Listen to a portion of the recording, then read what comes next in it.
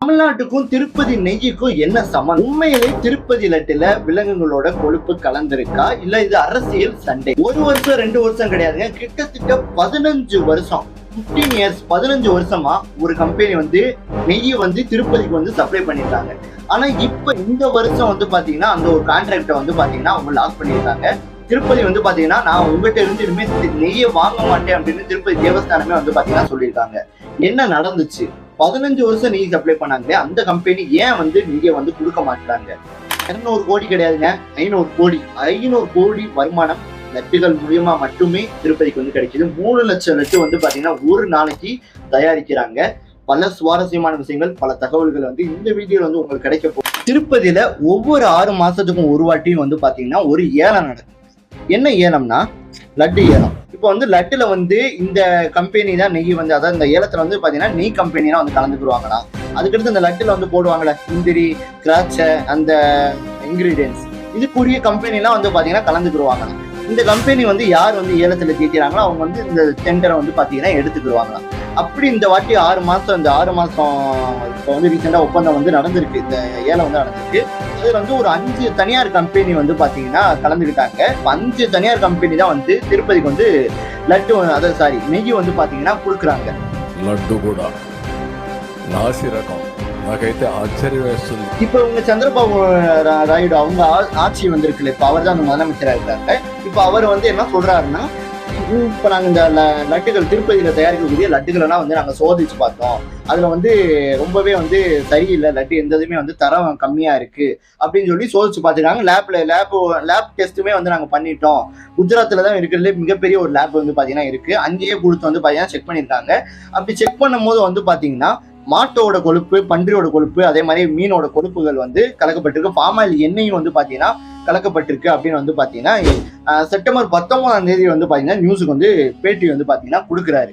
இதுதான் இப்ப நடந்த விஷயம். உண்மையை சொல்ல போனோம்னா எண்ணெயோட ரேட்டை விட மாட்டு கொழுப்போ இல்ல பன்றி கொழுப்போ இல்ல மீனோட கொழுப்போ ரொம்ப ரேட்டு வந்து பாத்தீங்கன்னா கூடங்க. ஆனா இது எப்படி வந்து பண்ணியிருக்காங்க அப்படின்றதுக்கும் ஒரு விளக்கம் வந்து சொல்றாங்க. அதாவது பாமாயில வந்து பாத்தீங்கன்னா பாமாயில் எண்ணெயை வந்து பாத்தீங்கன்னா நெய்க்கு பதிலாக வந்து நிறைய யூஸ் பண்ணியிருக்காங்க. அந்த பாமாயில் எண்ணெய் யூஸ் பண்ணாலும் வந்து டேஸ்ட் வந்து பாத்தீங்கன்னா நல்லாவே இருக்காது. அந்த டேஸ்ட்டை கொடுக்கணுக்காண்டி கொஞ்சம் வந்து இந்த கொழுப்புகளை வந்து பாத்தீங்கன்னா கலந்து விட்டுருக்காங்க. இப்படிதான் வந்து மிக்சிங் நடந்திருக்கு, இந்த மாதிரி ஸ்கேம் நடந்திருக்கு அப்படின்னு வந்து சொல்லப்படுது இப்போ உள்ள முதலமைச்சரா.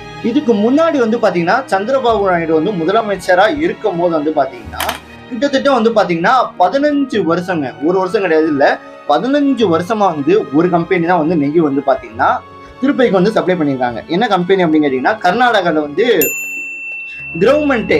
கர்நாடகாவோட கவர்மெண்ட்டே வந்து பாத்தீங்கன்னா இந்த ஒரு கம்பெனி வந்து வச்சிருக்காங்க. நந்தினி நெய் கம்பெனி பேர் நந்தினி நெய்ன்னு வந்து பாத்தீங்கன்னா வச்சிருக்காங்க. ஒரு மில்க் கம்பெனி கவர்மெண்ட்டே வந்து பாத்தீங்கன்னா ரன் பண்ணுது. அந்த கம்பெனி தான் வந்து திருப்பதிக்கு வந்து நெய்யை வந்து சப்ளை பண்ணிருக்காங்க. ஆனா ஜெகன்மோகன் ரெட்டி அவர் வந்து பாத்தீங்கன்னா தலைமையில வந்து முதலமைச்சராக இருந்தார்ல, அந்த டயத்துல வந்து பாத்தீங்கன்னா என்ன பண்ணிட்டாங்கன்னா இந்த அதாவது நந்தினின்ற கம்பெனிகிட்ட இருந்து நெய் வாங்குறத வந்து பாத்தீங்கன்னா மொத்தமா வந்து பாத்தீங்கன்னா தவிர்த்துட்டாங்க. இப்ப ரீசெண்டா நடந்தக்கூடிய நெய் டெண்டரோட வந்து பாத்தீங்கன்னா இந்த கர்நாடகாவோட நந்தினி நெய் கம்பெனி வந்து பாத்தீங்கன்னா கலந்துக்கிறலங்க. ஏன் அப்படின்னு கேட்டீங்கன்னா அவங்க வந்து பாத்தீங்கன்னா ரொம்பவே வந்து ரேட்டை வந்து ஏத்திட்டாங்க. அவங்களோட பாலோட விலையும் சரி, நெய்யோட விலையும் சரி, ரெண்டையுமே வந்து பாத்தீங்கன்னா ரேட்டை வந்து பாத்தீங்கன்னா கூட்டிட்டாங்க. நாங்க வந்து முன்னாடி கொடுத்த ரேட்டுக்கு வந்து எங்களால வந்து திருப்பதிக்கு நெய் கொடுக்க முடியாது, எங்களுக்கு கட்டுப்படி ஆகாதுன்னு வந்து அவங்க கலந்துக்கிறாங்க. இப்போ வந்து திருப்பதி வந்து பாத்தீங்கன்னா 1 கிலோ நெய்யை வந்து 320 ரூபாய்க்கு வந்து பாத்தீங்கன்னா வாங்குறாங்க. இதுவும் ஒரு பிரச்சனையாவே வந்து இருக்குங்க. என்ன சொல்றாங்கன்னா மக்கள் என்ன சொல்றாங்கன்னா 1 கிலோ நெய்யை தான் வந்து நம்ம வெளியே போய் வாங்குறாந்தாலே 400-500 கிட்ட வந்துடும். இவங்க எப்படி கம்மியான ரேட்டு அங்கே சுத்தி இப்ப தமிழ்நாடுக்கு வந்துருச்சுங்க இந்த ஒரு நெய் பிரச்சனை. அதாவது வந்து பாத்தீங்கன்னா திருப்பதிக்கு வந்து இந்த 5 கம்பெனி நான் சொன்னேன்ல நெய் ஸ்பான்சர் பண்றாங்கன்னு, அந்த 5 கம்பெனில ஒரு கம்பெனி வந்து பாத்தீங்கன்னா தமிழ்நாட்டுல வந்து இருக்கு. அந்த கம்பெனி வந்து பாத்தீங்கன்னா ஏஆர் டைரி அப்படின்னு சொல்லிட்டு திண்டுக்கல்ல வந்து இந்த கம்பெனி இருக்கு. இந்த கம்பெனில இருந்து இன்னைக்கு காலையிலோட வந்து நிறைய அதிகாரிகள் வந்து நெய்யை வந்து நிறைய அந்த கம்பெனியில் உள்ள நெய்களை வந்து எடுத்துட்டு போய் டெஸ்டிங்க்கு ஆய்வுக்கு வந்து பாத்தீங்கன்னா கொடுத்துருக்காங்க. அதாவது ஆய்வு செய்யும் போது வந்து இந்த கம்பெனியில் உள்ள நெய்கள்ல தான் வந்து கலப்படம் நடந்திருக்கு, அதாவது பன்றி கொழுப்பு, இந்த கொழுப்புகள் எல்லாம் வந்து கலப்படம் பண்ணியிருக்காங்க அப்படின்னு வந்து பாத்தீங்கன்னா சொல்லியிருக்காங்க. தேவஸ்தானமோ திருப்பதியில உள்ள தேவஸ்தானமோ இல்ல திருப்பதி அதாவது ஆந்திராவோட முதலமைச்சர் எல்லாருமே வந்து இப்போ இதுதான் ஒரு குற்றச்சாட்டா வைக்கிறாங்க. அந்த கம்பெனி என்ன ரிப்ளை பண்ணியிருக்காங்க அப்படின்னா, நாங்க ஜூன் ஜூலை மாசம் மட்டும்தான் வந்து திருப்பதிக்கு வந்து நாங்க நெய்யை வந்து ஸ்பான்சர் பண்ணோம், அது குறைந்த அளவுல தான் ஸ்பான்சர் பண்ணோம். இப்போ கூட நாங்க நிறைய கடைகள்ல வந்து எங்க நெய்யை வந்து கொடுத்துருக்கோம். திருப்பதிக்கு மட்டும் கொடுக்கல, ஏகப்பட்ட இடங்கள் கொடுக்குறோம். எல்லா இடத்துலயும் வந்து நெய்யை வந்து பாத்தீங்கன்னா எடுத்துட்டு போய் செக் பண்ணுங்க. நாங்க வந்து இதை கலக்கல, நாங்க நியாயமா தான் பண்ணோம்.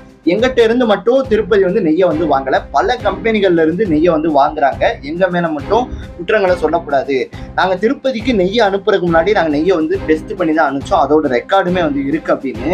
இப்ப திருப்பதி மாசத்துக்கு 1 கோடி லட்டு வந்து பாத்தீங்கன்னா விற்பனை வந்து பண்றாங்க. கிட்டத்தட்ட 500 கோடி ரூபாய் வந்து வருமானம் லட்டு மூலியமாவே கிடைக்குது. ஒரு நாளைக்கு 3 லட்சம் லட்டு வந்து பாத்தீங்கன்னா உற்பத்தி செய்யப்படுது. இப்ப வந்து என்ன ஃபைனலா வந்து என்னன்னா, இது வரைக்கும் வந்து தெரியல, இது வரைக்கும் வந்து இதுதான் கன்ஃபார்மான்னு தெரியல, இது வரைக்கும் கலந்துருக்காங்களா இல்ல கலக்கலையா அப்படின்றது தெரியல. ஒரு சில பேர் கலந்துருக்காங்கன்னு சொல்றாங்க, ஒரு சில பேர் அரசியல் சண்டைன்றாங்க, ஒரு சில பேர் அப்படின்றாங்க, ஒரு சில பேர் இப்படின்றாங்க.